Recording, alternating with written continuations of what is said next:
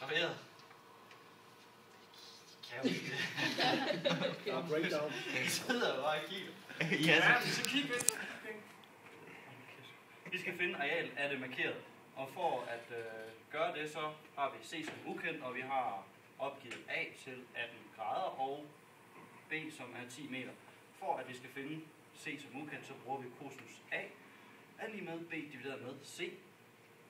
Derfor så sætter vi A ind på store A's plads og lille b ind på lille b's plads, så det hedder cosinus 18 er lige med 10 divideret med C.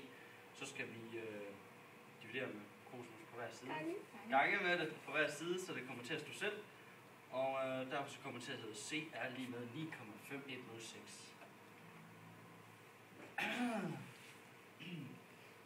Derefter så skal vi finde arealet, som er længde gange med bredde.